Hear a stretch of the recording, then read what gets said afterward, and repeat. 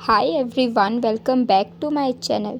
जैसा कि आपको थंबनेल से पता चल ही गया होगा कि आज की ये जो वीडियो है वो पंजाब यूनिवर्सिटी के अपकमिंग एंट्रेंस एग्ज़ाम जो कि LLB 3 ईयर इंटीग्रेटेड कोर्सेज़ के लिए 28 जून 2026 को शेड्यूल हुआ है पंजाब यूनिवर्सिटी के चंडीगढ़ कैंपस में।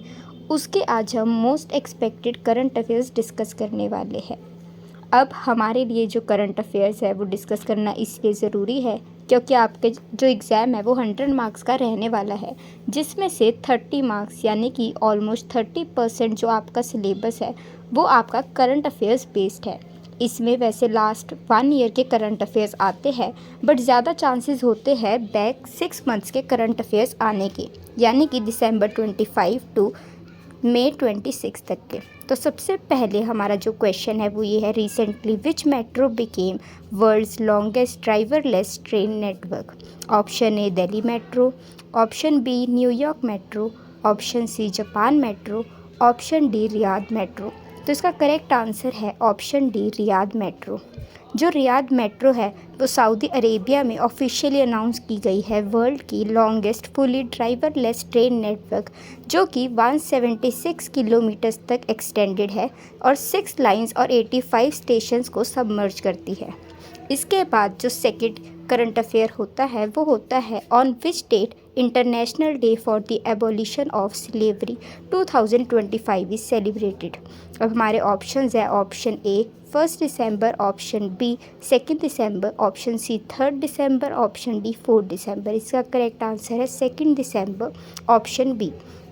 ये अवेयरनेस प्रोवाइड करता है और इरेडिकेट करता है डिफरेंट टाइप्स ऑफ स्लेवरी को, जिसके अंदर human trafficking, forced labour, forced marriages और चाइल्ड लेबर जैसे काफ़ी ही ज़्यादा स्लेवरी इंक्लूडेड होती है। तो इसलिए इस डे को हम सेलिब्रेट करते हैं और अवेयरनेस प्रोवाइड करते हैं लोगों के बीच में कि उन्हें जो स्लेवरी है उसको अबॉलिश करना चाहिए।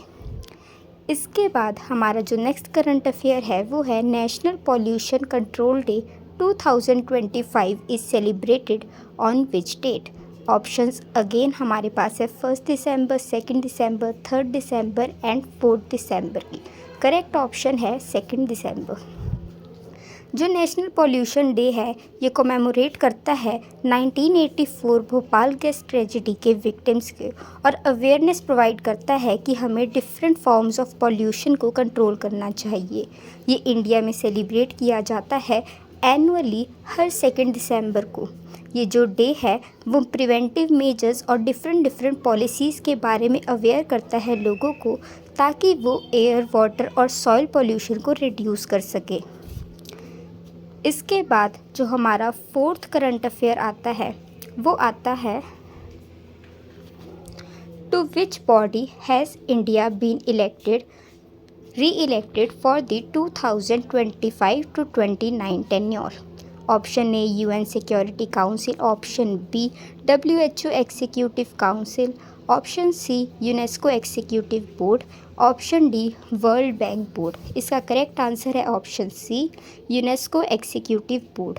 ये जो बोर्ड है वो यूनेस्को के 3 कॉन्स्टिट्यूशनल ऑर्गन्स में से एक है, जिसका हेडक्वार्टर पेरिस, फ्रांस में एग्जिस्ट करता है।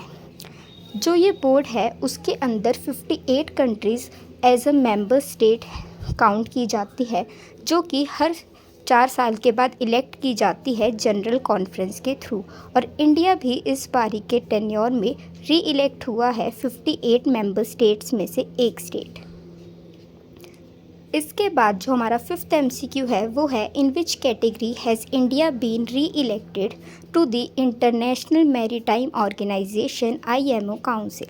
Option A category A, option B category B, option C category C, option D category D. इसका करेक्ट आंसर है ऑप्शन बी कैटेगरी बी। जो कैटेगरी बी है वो 10 कंट्रीज़ या फिर 10 मेंबर स्टेट्स को इंक्लूड या फिर कंप्राइज करता है, जो कि इंटरनेशनल सी बॉर्न ट्रेड में काफ़ी ही ज़्यादा लार्ज इंटरेस्ट कैरी करते हैं, और इंडिया ने यहाँ पर सबसे highest number of vote secure किए हैं, जिसमें से 169 टोटल वैलिड बैलेट्स थे, जिसमें से 154 इंडिया ने अकेले सिक्योर किए हैं। इसके बाद हमारा 6th MCQ होता है, who has recently received the CNN News 18 Indian of the Year 2025 award? Options है हमारे, option A Jay Shah, option B Virat Kohli, option C Sachin Tendulkar, option D Gautam Gambhir. इसमें हमारा करेक्ट ऑप्शन है ऑप्शन ए जय शाह। जो जय शाह है वो इंटरनेशनल क्रिकेट काउंसिल का रिसेंटली सर्व कर रहे चेयरमैन हैं। इन्होंने ये अवार्ड विन किया है आउटस्टैंडिंग अचीवमेंट कैटेगरी के अंदर, क्योंकि इनका काफ़ी ही बड़ा हाथ रहा है इंडियन और ग्लोबल क्रिकेटर को शेप और स्ट्रेंथन करने के लिए। इसी के साथ एमसीक्यू के लिए ये भी ज़रूरी है कि इंडियन फीमेल क्रिकेट टीम की कैप्टन हरमनप्रीत कौर को भी इसी अवार्ड से नवाजा गया है, बट जो उनकी कैटेगरी है वो है स्पोर्ट्स कैटेगरी की। तो अगर क्वेश्चन आता है कि कौन सी फीमेल क्रिकेटर को CNN न्यूज़ 18 का अवार्ड मिला है, तो उसका आंसर है captain Harmanpreet Kaur. Next MCQ है हमारा, which organisation won the gold prize for public outreach and communication at the India international trade fair, that is IITF। Option A है CBIC, ऑप्शन बी है CBDT, option C RBI, option D NITI Aayog. तो इसका correct option है answer number A CBIC। CBIC stands for central board of indirect taxes and customs, जो कि custom duty और GST के बारे में बात करता है। उसको गोल्ड प्राइज़ मिला है उसके पीपल फ्रेंडली कम्युनिकेशन के लिए, जिसमें वो कंज्यूमर्स को डायरेक्टली डील करते हैं और उनकी क्वेरीज़ को काफ़ी ही फ्रेंडली तरीके से रिजॉल्व करते हैं। हमें यहाँ पर MCQ पर्पस के लिए उसका थीम काफ़ी इम्पॉर्टेंट है, जो है next gen goods and services tax, simple tax, prosperous nation की। ये MCQ में पूछा जा सकता है, इसलिए आपको थीम याद करना ज़रूरी है। इसके बाद हमारा नेक्स्ट MCQ है, union minister Jayant Chaudhary recently launched which initiative. अब हमारे ऑप्शन है deep tech startup policy, national sports university, digital India Bhashini, sports as merit. इसका करेक्ट आंसर है option D sports as merit. जो स्पोर्ट्स एज मेरिट है वो मेरठ के यूनियन मिनिस्टर जयंत चौधरी द्वारा इनिशिएट किया गया है, जिसमें स्पोर्ट्स इक्विपमेंट मैन्युफैक्चरिंग इनोवेशन को ग्रो करने के लिए कहा गया है, और जो मेरठ है उसको इंटरनेशनली रिकॉग्नाइज स्पोर्ट्स हब में कन्वर्ट करने के लिए कहा है। ये एक जॉइंट इनिशिएटिव है SPFL-SC, British Asian India Foundation and Nest द्वारा। इसके बाद जो नेक्स्ट MCQ है वो है which rank did India achieve at the World Skills Asia Competition WSAC 2025। Option A 8th position, option B 9th position, option C 10th position, option D 11th position. Correct answer है option A 8th position. जो India है उसने अपना remarkable debut यानी कि first time participate किया WSAC में, और 29 पार्टिसिपेटिंग कंट्रीज़ में से 8 कंट्री पे आया है। ये जो इवेंट था वो ताइवान चाइना में इंट्रोड्यूस या फिर कंडक्ट हुआ, जहाँ पर इंडिया ने 1 सिल्वर, 2 ब्रॉन्ज और 3 मेडलियंस जीते अपनी एक्सीलेंट परफॉर्मेंस की वजह से।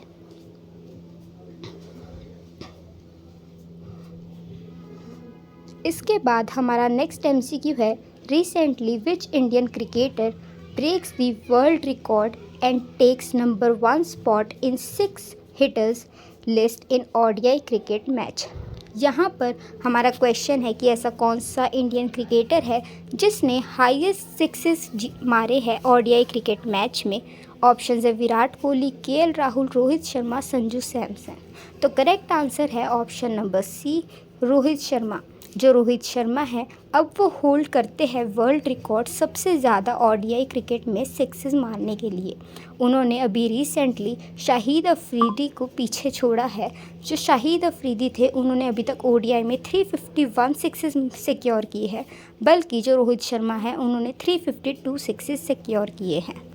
इसके बाद नेक्स्ट क्वेश्चन है recently renowned legend Kumari Kamala has passed away at the age of 91। She was from which classical dance. हाल ही में एक्सपायर हुए कुमारी कमला जिनकी 91 की उम्र में निधन हुआ, वो किस क्लासिकल डांस से बिलोंग करते थे?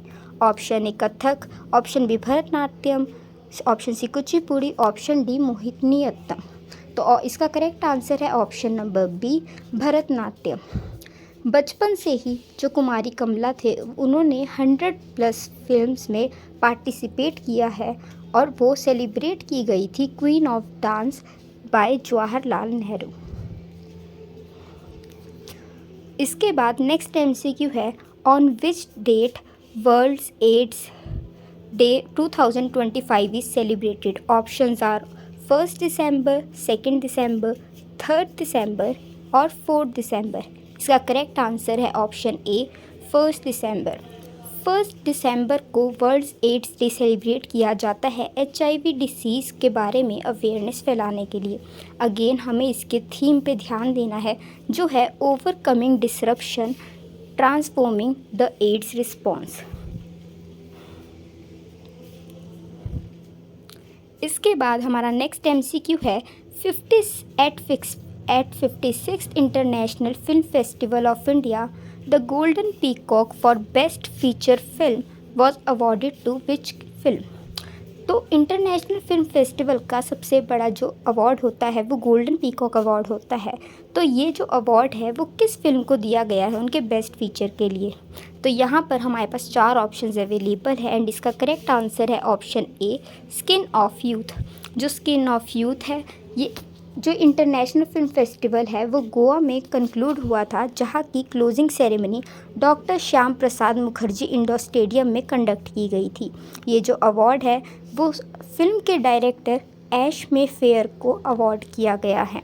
जो फिल्म है वो एक वियतनामीज़ प्रोडक्शन फ़िल्म है और इसको इंटरनेशनली जो अपना अक्लेम है वो रिसीव हुआ है IFFI 2025 में गोल्डन पीकॉक अवार्ड जीतने के बाद।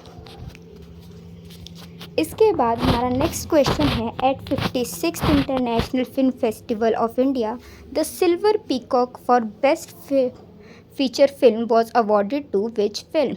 अब हमारे ऑप्शंस हैं, option A skin of youth, option B Gondhal, option C my father's shadow, option D a poet and the correct answer is option B गौंधल।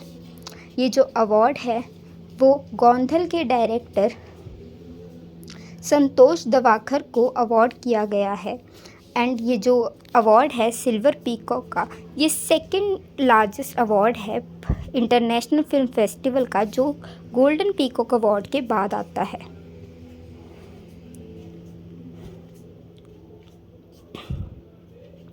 इसके बाद हमारा लास्ट क्वेश्चन है, at 56th international film festival of India the special jury award was awarded to which film?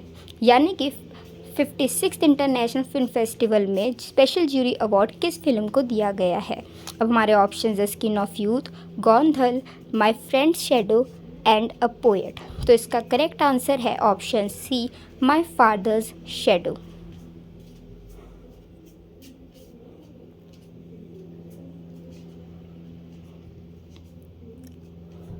Special jury award my father shadow film के director अकिनोला Davis junior को दिया गया है। तो इसी के साथ हमारे कुछ मेन इंपॉर्टेंट करंट अफेयर्स यहाँ पे कवर होते हैं। आई होप आप सभी को ये वीडियो अच्छी और यूज़फुल लगी हो। अगर आप ऐसे ही और वीडियोस चाहते हैं then do like, share, subscribe and comment. Thanks for watching.